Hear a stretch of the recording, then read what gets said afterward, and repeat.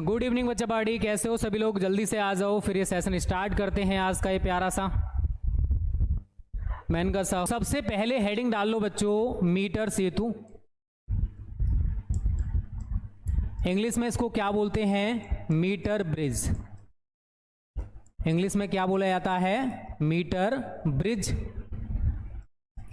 तो देखो, अगर हम किसी चालक या फिर तार का प्रतिरोध ज्ञात करना चाहते हैं, मतलब निकालना चाहते हैं, तो मीटर सेतु जो है ये व्हीटस्टोन सेतु के सिद्धांत पर आधारित एक सुग्राही यंत्र है। सुग्राही का मतलब जिसके द्वारा वैल्यूज को एकदम एक्यूरेट मापा जाता है। तो यहां पर छोटी सी एक लाइन लिख लोगे, किसी चालक, ब्रैकेट में आप लोग लिख लो तार, का प्रतिरोध ज्ञात करने के लिए, का प्रतिरोध ज्ञात करने के लिए मीटर सेतु व्हीटस्टोन सेतु के सिद्धांत पर आधारित, व्हीटस्टोन सेतु के सिद्धांत पर आधारित एक सुग्राही यंत्र है। मतलब इसके द्वारा वैल्यूज को एकदम एक्यूरेट मापा जाता है।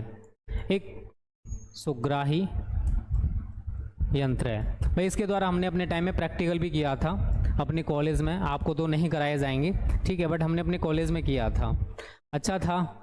तो अब यहाँ पर होता क्या है, 1 मीटर लंबा एक तार होता है, ठीक है, जो 2 टर्मिनल पर कसा हुआ रहता है, ठीक है। वहां पर हम एक प्रतिरोध बॉक्स भी लगा देते हैं, जिस तार का प्रतिरोध ज्ञात करना होता है उसको भी लगा देते हैं। नीचे एक सेल भी लगा दिया जाता है। एक हमारा धारा नियंत्रक भी होता है जिसके द्वारा धारा को घटाया बढ़ाया जाएगा, और एक कुंजी भी लगी होती है जिसके द्वारा सर्किट को ऑन या ऑफ भी किया जाएगा। और ये जो पूरा समायोजन हम मीटर ब्रिज का करते हैं, ये करते हैं भाई किसके आधार पर? व्हीटस्टोन सेतु के सिद्धांत पर आधारित। क्योंकि हमने बोला है कि ये जो मीटर ब्रिज है ये किसके सिद्धांत पर आधारित है, तो आप लोग यहां पर देख सकते हो बेटा, व्हीटस्टोन सेतु के सिद्धांत पर आधारित ये उपकरण है मीटर ब्रिज। इसको आप लोगों को याद रखना है। देखो, अगर आप जो हमने उधर उपकरण बनाया था, अगर आप सभी को याद हो तो कल वाला, ठीक है, कुछ इस टाइप से आप इसको बना लीजिए।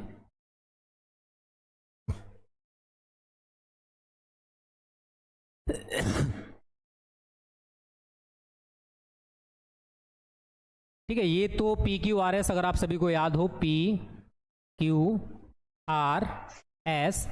यहां पर हमारे एक सेल लगा हुआ था, यहां हमने कुंजी को लगा रखा था, और ऐसे करके हमने एक बना रखा था प्लस माइनस। ये सेल है, इसका विद्युत वाहक बल E है। बीच में आप लोगों ने देखा होगा एक गैल्वेनोमीटर लगा हुआ था, और यहां पर हमारी एक कुंजी लगी हुई थी, अगर आप सभी को याद हो तो, कुछ इस टाइप से, ठीक है। ये कुंजी है हमारी A2, ये A है, ये B है, ये C है, और ये D है। जो धारा सेल के द्वारा आ रही थी भाई I, कितनी धारा आ रही है सेल के द्वारा? I। वो I धारा 2 पार्ट्स में यहां पर बढ़ जाती थी, I1 और इधर I2। सेम यहां पर था बेटा, I1 और इधर I2। इस तरीके से कल सभी बच्चों ने डायग्राम बनाया होगा। आई थिंक आप सभी को पता हो तो अच्छी बात है, अगर नहीं पता है तो भाई कोई दिक्कत नहीं है, ओके। अब समझो इसके आधार पर मीटर ब्रिज का समायोजन बेटा कैसे करने वाले हैं। चलिए, ये जो मैं बनाऊंगा ना, पूरा का पूरा लकड़ी का एक बॉक्स होता है जिस पर ये पूरा का पूरा कसा रहता है भाई। तो ऐसे करके आप मीटर ब्रिज को बनाओगे। कोशिश करूंगा थोड़ा सुंदर बन जाए, भी मेरा ड्राइंग उतना सुंदर नहीं है, ओके, तो एडजस्ट कर लेना भाई। आप लोग पैमाने से बनाओगे तो थोड़ा सा अच्छा बन जाएगा भाई। देखो कैसे लहरा से मार रही भाई ठीक है, आप लोग पैमाने से खींच लेना तो अच्छा सा बन जाएगा डायग्राम। और अगर मेरी तरह बदसूरत सा बनाना चाहते हो तो भाई ऐसे ही खींच लेना, चल जाएगा। एक बिंदु आप यहां पर दिखा, एक बिंदु यहां पर। तो ये जो मैंने बोला था ना 1 मीटर लंबा तार, ये इन दोनों बिंदुओं के बीच ही कसा होता है। आप ऐसे करके पूरा का पूरा 1 मीटर लंबा तार इन 2 बिंदुओं के बीच में दिखा दोगे। और इन 2 बिंदुओं के नाम भाई मैं यहां पर रख दे रहा हूं। इसका नाम है A और इसका नाम है C। एक और चीज याद रखना, ये पूरा का पूरा यहां तक इस ए को ही रिप्रेजेंट करेगा। ये बीच में आप दिखाओगे डी है, तो 3 बिंदु मैं दिखाऊंगा, 1 2, एक बिंदु आप यहां पर दिखा दोगे, ठीक है। तो सबसे पहले मैंने यहां पर ये पूरा का पूरा एक लकड़ी का बॉक्स है, ए और सी के बीच हमारा 1 मीटर लंबा जो तार मैंने बोला है बेटा वो कसा हुआ है, दिख रहा है सभी को, 1 मीटर लंबा तार सभी को दिख रहा है, कसा हुआ है। अब आगे का प्रोसेस हम पूरा का पूरा इसी के आधार पर करने वाले हैं, बस ध्यान से समझना। देखो बच्चा, हम जब जॉकी को इस तार एसी पर जगह जगह टच कराएं, क्योंकि हमें धारा मापी में चाहिए अविक्षेप की स्थिति। क्या चाहिए भाई? धारा मापी में अविक्षेप की स्थिति। तो आप क्या करोगे, ये डी बिंदु है, ठीक है, ये सी हो गया, ये ए हो गया। अब इस डी से ऐसे करके आप यूं करके टच करा दीजिए और यहां पर आप लगा दीजिए गैल्वेनोमीटर, और यहां पर इसके ऊपर एक संट लगा होता है जिससे कि इस गैल्वेनोमीटर पर डायरेक्ट इफेक्ट ना पड़े। ये जो बिंदु है जहां पर भी आप टच कराओगे, ये है आपका बी बिंदु। कौन सा बिंदु है भाई? ये बी बिंदु है। डायग्राम देखते जाना अच्छी तरीके से भाई सभी लोग, कोई बाद में ये ना बोले सर आपने कहां से क्या बना दिया। ध्यान से समझो बेटा, बी ये रहा, जहां पर हमने इस तार पर टच कराया है वो बिंदु बी है। ये वाला जो बिंदु आपको दिख रहा है वो डी है। बी और डी के बीच अगर आप यहां पर देखोगे, ये बी है और ये डी है, बी और डी के बीच में क्या दिख रहा है सभी को? गैल्वेनोमीटर या धारा मापी बेटा दिख रहा है। मैंने यहां पर भी बी और डी के बीच में क्या दिखाया है? गैल्वेनोमीटर, और जो ऊपर है ये शंट होता है भाई ऊपर क्या है? शंट है। आगे ये ए है, ये डी है। कहां है भाई ए और डी? ये रहा ए और ये रहा डी। ए और डी के बीच में क्या लगा हुआ है? आर। तो हम यहां पर क्या करते हैं बेटा? ए और डी, ये पूरा मैंने क्या बोला था, पूरा का पूरा डी को रिप्रेजेंट करेगा। उसी तरीके से यहां से यहां तक ये पूरा ए है, सेम यहां से यहां तक ये पूरा सी है। तो हम ए और डी के बीच में क्या लगाएंगे भाई? आर। मतलब यहां पर एक प्रतिरोध बॉक्स जोड़ा जाता है इनके बीच में। क्या जोड़ा जाता है बच्चा? एक प्रतिरोध बॉक्स जोड़ा जाता है जिसमें 5 ओम, 10 ओम, 20 ओम, 50 ओम, 100 ओम, 200 ओम के प्रतिरोध होते हैं, ठीक है। तो ये क्या है हमारा? आरबी है, रेजिस्टेंस बॉक्स है, प्रतिरोध बॉक्स इसको बोला जाता है। किस किस के बीच जोड़ा है बेटा हमने? ए और डी के बीच में, जो कि आप यहां पर देख रहे हो ना, ए और डी। ए और डी के बीच में क्या लगा हुआ है? आर। और सेम हमने क्या किया? ए और डी के बीच में हमने क्या लगा दिया? एक प्रतिरोध बॉक्स जिसमें 5 ओम, 10 ओम, 20 ओम, 50 ओम, 100 ओम, 200 ओम के प्रतिरोध लगे हुए हैं। इतना क्लियर हो गया? चलिए, अब जिस तार का प्रतिरोध हमें ज्ञात करना भाई, जिस तार का प्रतिरोध ज्ञात करना है वो है हमारा ये सी और डी के बीच में लगा हुआ है, ये अज्ञात तार है जिसका प्रतिरोध हमको पता ही नहीं भाई कितना होगा। तो एस क्या है? जिस तार का प्रतिरोध आप ज्ञात करना चाहते हो वो हमारा एस है। ये कहां लगा हुआ बेटा? सी और डी के बीच में। ये रहा सी, ये रहा डी, ये रहा सी, ये रहा डी। ये पूरा सी को रिप्रेजेंट कर रहा है, ये पूरा डी को कर रहा है। तो हम क्या करेंगे? यहां पर ये तार लगा देंगे कुछ इस टाइप से, ये है हमारा एस। तो जिस तार का प्रतिरोध आप ज्ञात करना चाहते हो उसको हमने सी और डी के बीच में लगा दिया। पूरा समायोजन आप इसी के आधार पर करोगे। चलिए, अब ए है और सी है, ए और सी के बीच में सेल लगा हुआ है, कुंजी लगी हुई है, तो यहां पर भी वही करेंगे बच्चा, एक सेल लगा देंगे और यहां पर एक धारा नियंत्रक भी लगा होता है धारा को घटाने और बढ़ाने के लिए भाई। और यहां पर आपकी कुंजी लगी होती है, फिर हम इसको सी से ऐसे करके जोड़ देते हैं। तो ये कुंजी के है, ये धारा नियंत्रक है, रहोमीटर या रहोस्टेट कह सकते हो, प्लस माइनस। ये सेल है जिसके द्वारा आई धारा इसमें जाने वाली है। ध्यान से समझना सारी चीजें। अब देखो, जब हमने धारा मापी में अविक्षेप की स्थिति को प्राप्त किया तो हम मान के चल रहे हैं कि तार के इस, ये तार AC है, तार AC के B बिंदु पर हमें धारा मापी में अविक्षेप की स्थिति प्राप्त हुई। कहां पर बेटा? ये जो B बिंदु आपको दिख रहा है तार AC पर, इस B बिंदु पर हमें इस धारा मापी में अविक्षेप की स्थिति प्राप्त हो चुकी है। किसकी स्थिति? अविक्षेप की स्थिति। अब ध्यान से समझना। अब देखो, यहां से यहां तक का तार है, यहां से यहां तक का तार है।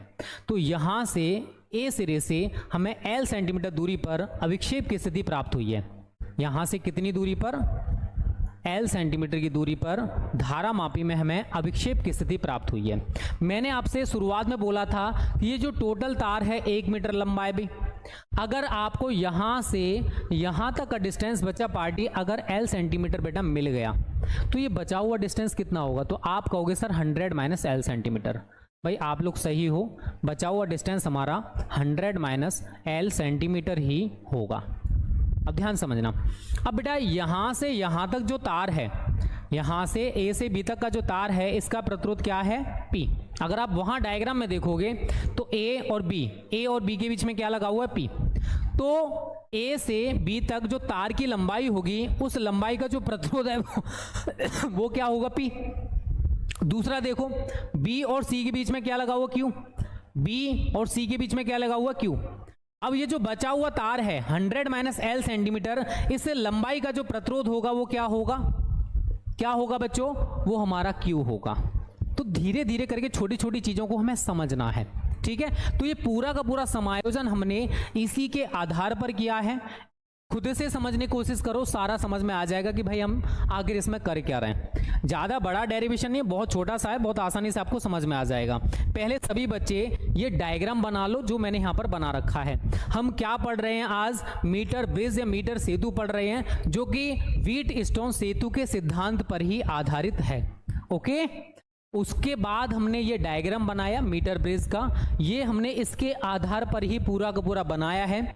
1 से 2 बार जब आप खुद से बनाओगे तो आपको समझ में आएगा कि हमने आखिर ये डायग्राम कैसे बना रखा भाई। ओके बच्चों, चलिए पहले आप जल्दी से डायग्राम बना लीजिए, पहले डायग्राम बना लो सभी बच्चे। अब हमें क्या ज्ञात करना है भाई? प्रतिरोध ज्ञात करना है। आपने व्हीटस्टोन सेतु का सिद्धांत सभी ने पढ़ा है भाई, पढ़ रखा है ना? तो व्हीटस्टोन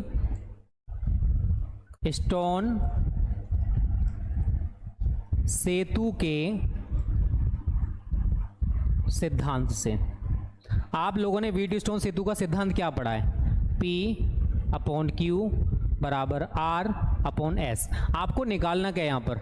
आपको निकालना S, क्रॉस मल्टीपल मारोगे आप लोग तो S into P is equal to Q into R, या फिर S बराबर क्या आ जाएगा? Q/P into R। इसको आप इक्वेशन फर्स्ट बना दीजिए। S बराबर क्या निकल गया बेटा आपका? Q इंटू P/R, और इसको आपने क्या बना दिया?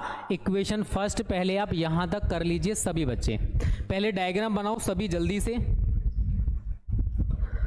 सूर्या यादव देखो बेटा हार्ड कुछ नहीं है, मैं एक बार दोबारा से और बना के आपको समझा दूंगा, टेंशन मत लेना।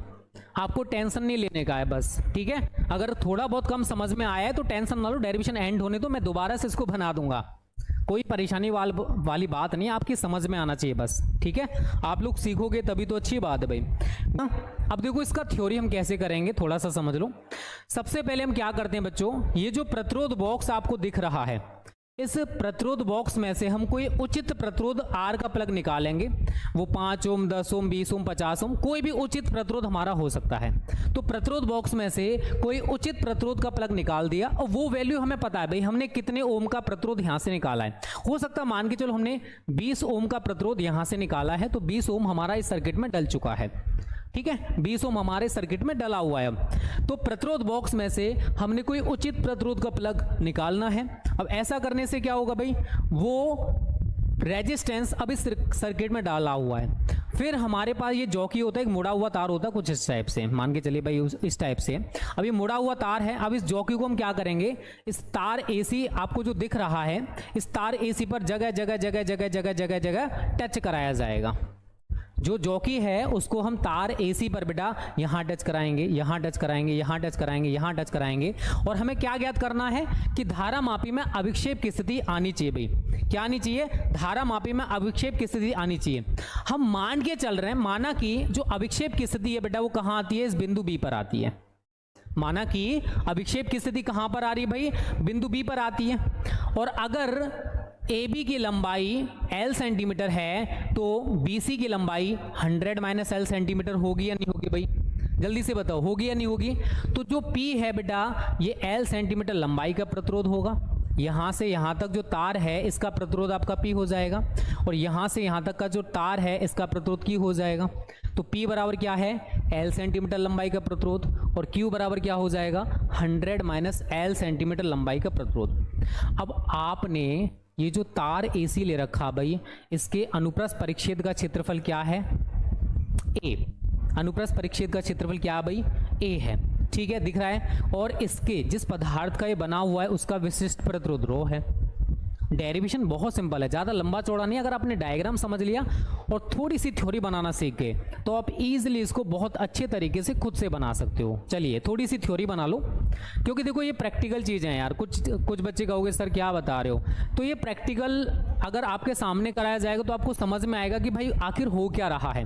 अब ओरली आपको समझाया जा रहा है तो उसी टाइप से आपको समझना पड़ेगा। अगर मैं इसको एज अ प्रैक्टिकली करा रहा होता तो आपको समझाता। देखो बेटा, ये है तार AC, यहां पर हमने प्रतिरोध बॉक्स लिया है, इसमें से देखो 20 ओम का प्रतिरोध निकाल दिया। अब ये 20 ओम हमारा इस सर्किट में डल चुका है।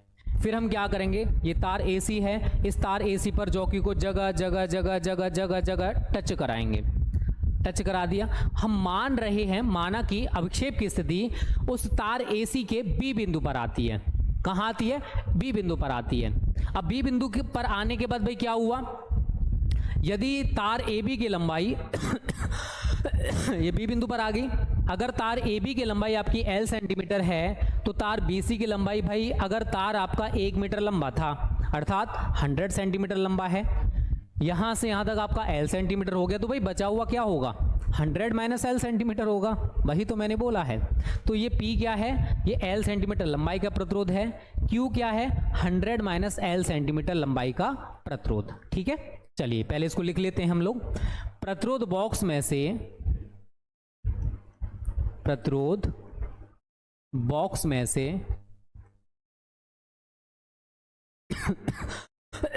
कोई उचित प्रतिरोध, कोई उचित प्रतिरोध R का प्लग निकालकर, R का प्लग निकालकर जॉकी के द्वारा, जॉकी मैंने बोल दिया भाई, ठीक है, मुड़ा हुआ तार, जॉकी के द्वारा तार AC पर धारा मापी में अविक्षेप की स्थिति प्राप्त करते हैं। अविक्षेप की स्थिति प्राप्त करते हैं। ओके, जो मैंने बोला था कि जो हमने प्रतिरोध बॉक्स ले रखा बेटा, उस प्रतिरोध बॉक्स में से हम कोई उचित प्रतिरोध का प्लग निकाल देंगे। वो 10 ओम, 20 ओम, 50 ओम, वो आपका कुछ भी हो सकता है, वो हमने निकाल दिया। अब वो सर्किट में डला हुआ है। फिर हम क्या करेंगे, एक जॉकी होता है, एक मुड़ा हुआ तार होता है, उस मुड़े हुए तार को, जो तार AC आपको दिख रहा है डायग्राम में, उस तार AC पर जगह जगह जगह जगह जगह टच कराया जाएगा। और जहां पर हमें धारा मापी में अविक्षेप की स्थिति मिलेगी वहीं पर हम उस जॉकी को रोक देंगे। अब मान के चल रहे हैं भाई कि हमें जो अविक्षेप की स्थिति मिली है वो B बिंदु पर मिली है। आगे वही लिखेंगे, माना कि अविक्षेप की स्थिति, डायग्राम में आपने क्या देखा था, जल्दी से बताओ भाई। डायग्राम में आपने देखा था B बिंदु, माना कि अविक्षेप की स्थिति बिंदु B पर आती है। यदि तार AB की लंबाई, यदि तार AB की लंबाई L सेंटीमीटर हो तो तार BC की लंबाई 100 माइनस L सेंटीमीटर होगी। बताइए बच्चों, अगर आप डायग्राम पीछे देखोगे तो यही तो है भाई, यही होने वाला है ना। अतः इसलिए, या अतः लिख लो, अतः स्पष्ट है कि P और Q, P क्या है भाई, अगर आप डायग्राम में पीछे देखोगे तो P क्या है, A से B तक की जो तार की लंबाई होगी उसका जो प्रतिरोध होगा वो P है। B से C तक की तार की जो लंबाई होगी उसका प्रतिरोध Q है। तो मैं अगर यहां पर इस तरीके से लिखूं, P बराबर L सेंटीमीटर लंबाई का प्रतिरोध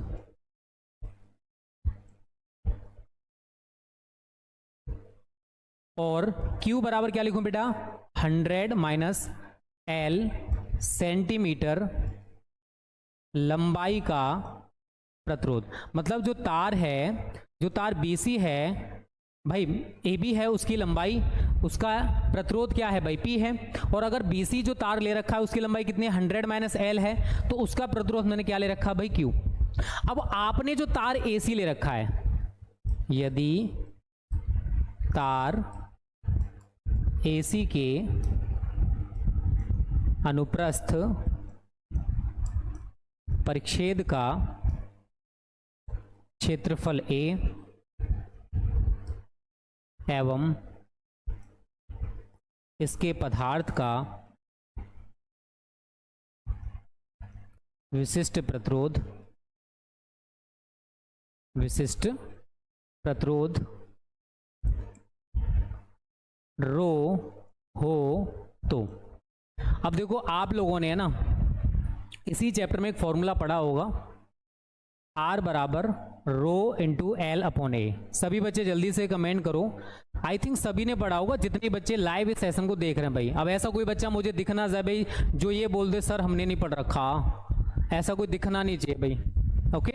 क्योंकि 10th में भी ये फॉर्मूला है, 12th में भी ये फॉर्मूला है, और अगर आपने ये नहीं पढ़ा है तो बहुत पीटूंगा भाई आप लोगों को, सच्ची बता रहा हूँ। चलिए अब देखो इसी के आधार पर P हमारा प्रतिरोध है बेटा, P बराबर रो इंटू एल अपॉन ए, इक्वेशन नंबर 2 बनाओगे। और सेम अगर आप Q निकालते हो तो Q बराबर क्या होगा बेटा, रो इंटू, यहाँ पर लंबाई कितनी है Q वाले में 100 माइनस एल अपॉन ए, ये आपका इक्वेशन 3 हो जाएगा। पहले बताओ यहाँ तक आप लोगों को समझ आ रहा है कि मैं यहाँ पर कर क्या रहा हूँ। शुरुआत में मैंने बोला था थोड़ा सा थ्योरी कि जो प्रतिरोध बॉक्स हमने ले रखा बेटा, उस प्रतिरोध बॉक्स में से हम कोई उचित प्रतिरोध का प्लग निकालेंगे। प्रतिरोध निकालने का मतलब है कि हमने उसको सर्किट में डाल दिया है। अब वो आपने कितना निकाला है वो आपके ऊपर डिपेंड करता है कि आपने 10 ओम निकाला है, 20 ओम निकाला है, 50 ओम निकाला है, वो वैल्यू हमको पता है। उसके बाद जो जॉकी है उसको जगह जगह तार AC पर टच कराया जाएगा, क्योंकि हमें धारा मापी में अविक्षेप की स्थिति प्राप्त करनी है भाई। अब मान के चल रहे हैं कि हमें जो अविक्षेप की स्थिति मिली वो कहाँ पर मिली भाई, बिंदु B पर मिलती है। और अगर तार A से B तक की जो लंबाई है अगर वो L सेंटीमीटर है तो बचे हुए तार की लंबाई कितनी होगी 100 माइनस L सेंटीमीटर, क्योंकि तार की जो लंबाई थी वो कितनी थी 1 मीटर, 100 सेंटीमीटर थी ना, कंफर्म। चलिए ये हो गया भाई। अतः स्पष्ट है कि जो P है वो क्या है L सेंटीमीटर लंबाई का प्रतिरोध, और Q क्या है 100 माइनस L सेंटीमीटर लंबाई का प्रतिरोध। अब जो तार AC है भाई, उस तार AC के अनुप्रस्थ परिच्छेद का जो क्षेत्रफल है वो आपका A है, और जिस पदार्थ का वो बना हुआ है भाई उस पदार्थ का विशिष्ट प्रतिरोध हमारे पास रो है। तो हमने यहाँ पर 2 इक्वेशंस और बना ली, ये वाले। समीकरण 3 को आप समीकरण 2 से डिवाइड कर दीजिए। समीकरण 3 डिवाइडेड बाई समीकरण 2 से, तो Q अपॉन P बराबर, आपने Q क्या निकाल रखा है rho into 100 minus L upon A, फिर P लगाओ rho into L upon A, rho से रो कैंसिल, A से A कैंसिल, तो 100 माइनस L अपॉन L, ये आपका क्या निकल के आ रहा है Q अपॉन P। अब ये जो Q अपॉन P आपने निकाला है इसको आप इक्वेशन फर्स्ट में उठा के रख दीजिए भाई। आपने इक्वेशन फर्स्ट क्या बना रखी है अगर यहाँ देखोगे तो S बराबर Q upon P into R। तो आपने अभी Q अपॉन P का मान निकाला है या नहीं निकाला भाई, निकाला है। तो आप यही करोगे Q अपॉन P का मान समीकरण 1 में रखने पर, हमने Q अपॉन P का मान कहाँ उठा के रखा बच्चा पार्टी, समीकरण 1 में। तो अब हमारे पास फॉर्मूला क्या हो जाएगा, S is equal to 100 minus L upon L into R। अब अज्ञात तार का प्रतिरोध इस फॉर्मूले के द्वारा हम आसानी से ज्ञात कर सकते हैं। हमारा वो फॉर्मूला निकल के आ चुका है। हाँ भाई ये यूपी बोर्ड में नहीं है, मैंने बोला तो है। अब देखो जो हमारा तार है ये निकल के आ गया S, बस हमें इतना ही करना है। थोड़ा सा मैं आगे और बता दूं क्लाइन, यदि जो अज्ञात तार है, यदि उस अज्ञात तार के प्रतिरोध यदि प्रतिरोध तार की लंबाई कैपिटल L सेंटीमीटर एवं त्रिज्या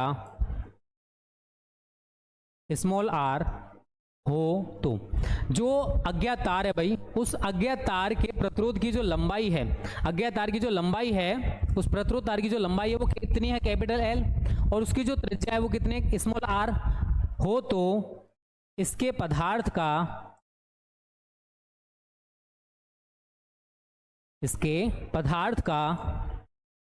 विशिष्ट प्रतिरोध,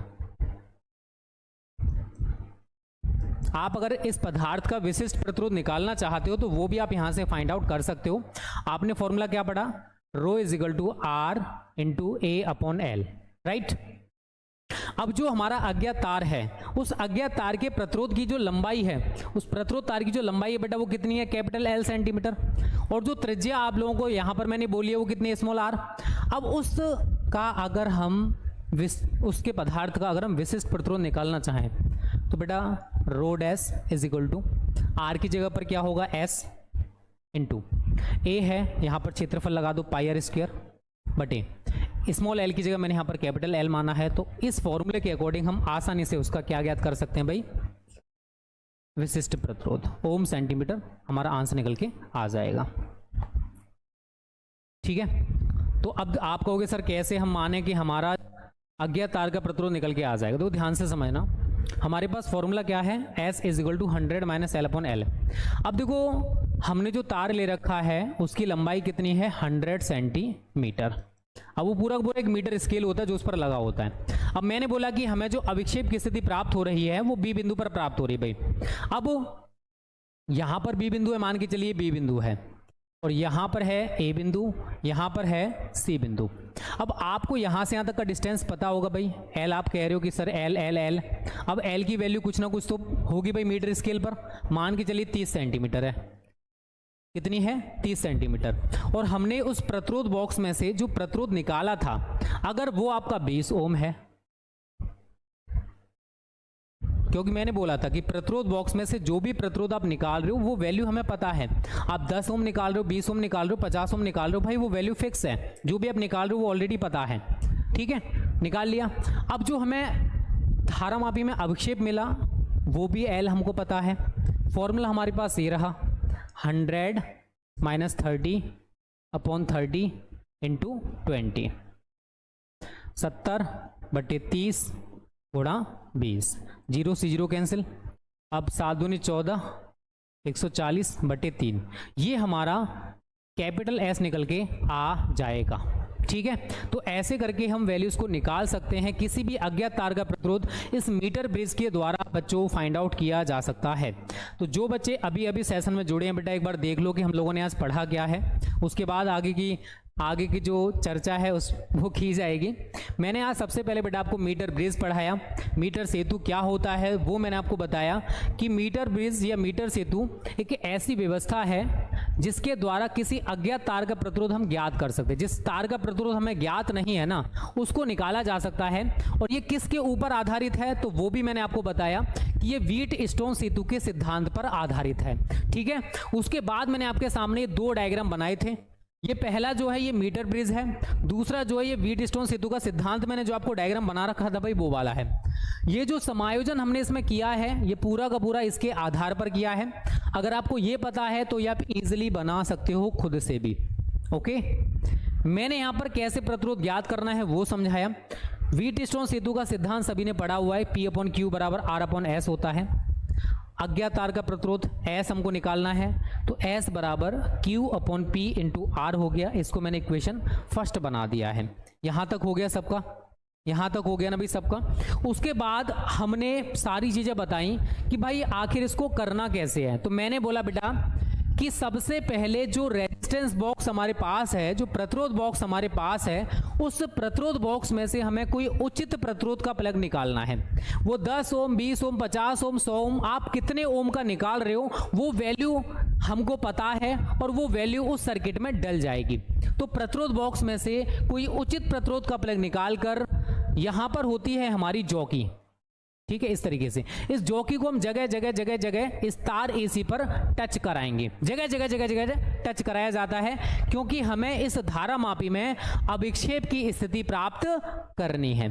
माना कि हमें जो अभिक्षेप की स्थिति मिली वो कहां पर मिली, इस बी बिंदु पर मिली। कहां पर मिली बेटा, इस बी बिंदु पर मिली।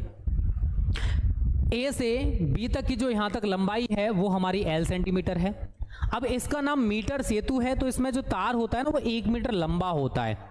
तो यहां से यहां तक की लंबाई अगर आपकी एल सेंटीमीटर है तो भाई बचा हुआ तार कितना होगा, 100 माइनस एल सेंटीमीटर होगा। तो यहां से यहां तक जो तार है इसकी जो लंबाई है वो एल सेंटीमीटर होगी, और इसका जो प्रतिरोध है वो कितना होगा, पी। सेम यहां से यहां तक तार की जो लंबाई है वो 100 माइनस एल है, इसका जो तार का प्रतिरोध होगा बेटा वो कितना होगा, कैपिटल क्यू। यही हमने इस डेरिवेशन में आगे जाके शो किया है। अगर आप यहां पर देखोगे, माना कि अभिक्षेप की स्थिति हमें बी बिंदु पर प्राप्त हुई, तार ए बी की लंबाई एल सेंटीमीटर, बी सी की लंबाई 100 माइनस एल सेंटीमीटर है। अतः स्पष्ट है कि जो एल सेंटीमीटर लंबाई का प्रतिरोध होगा वो पी होगा, और 100 माइनस एल सेंटीमीटर लंबाई का जो प्रतिरोध होगा वो क्यू होगा। अब जो तार हमने ले रखा है एसी, उस तार एसी के अनुप्रस्थ परिच्छेद का क्षेत्रफल बेटा ए है, और इसके पदार्थ का, जिस पदार्थ का ये बना हुआ है, इसके पदार्थ का जो विशिष्ट प्रतिरोध है वो कितना है, रो है। तो हमने P निकाला, फॉर्मूला वो रहा आपके सामने, R बराबर रो इंटू एल अपॉन ए। तो उसके आधार पर जब P आप निकालोगे तो P बराबर रो इंटू एल अपॉन ए, और Q निकालोगे तो Q बराबर रो इंटू 100 माइनस एल अपॉन ए।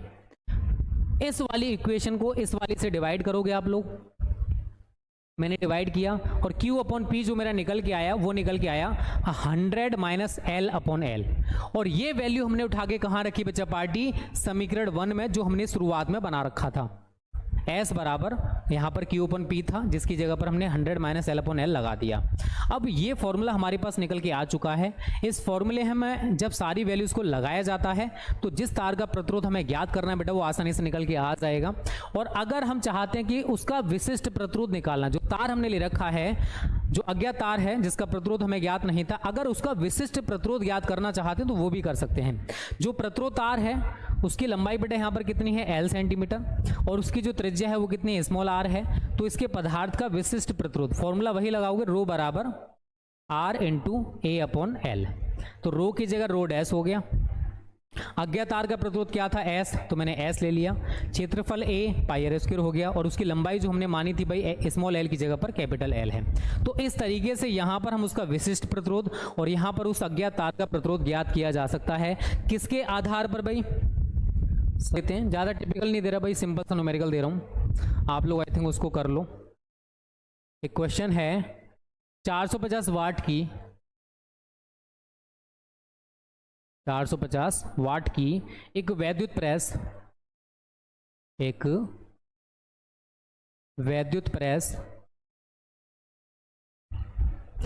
225 वोल्ट पर कार्य करने के लिए 225 वोल्ट पर कार्य करने के लिए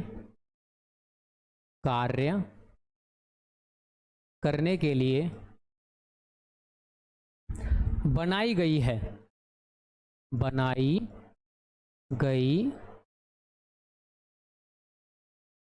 भाई, ये इधर है तो नहीं होएगा, बनाई गई है।